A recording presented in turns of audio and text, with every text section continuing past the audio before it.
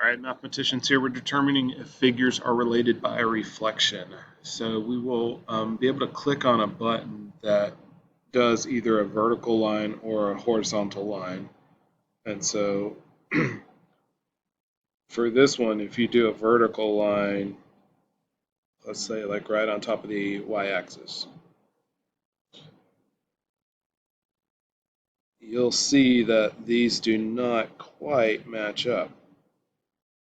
And so your reflected line does not land on top of the dash line. In fact, these are not congruent shapes, so this one would be not possible. And there's a button you can press for not possible. And then for part B, you might start with a reflection across this x-axis. And hopefully what you would notice is that it's the right shape, but it's not in the right position. So you would be looking at something like this, where it's not quite matching up.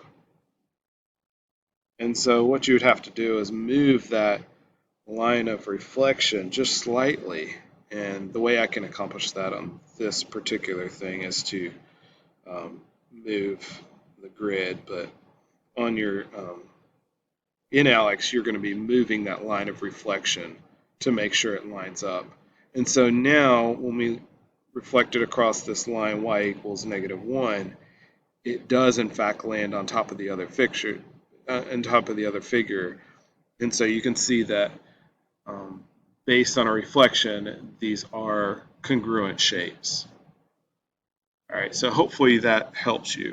Just in case that wasn't clear enough, once you've placed your line of reflection and moved it into the right spot, you'll see where the reflection is lining up right with the dashed figure, so that you know that these are in fact congruent shapes, and we were able to reflect them across this line. And in this case, this is the line x equals 1, but we were able to reflect it to map onto the other figures, so those are congruent figures.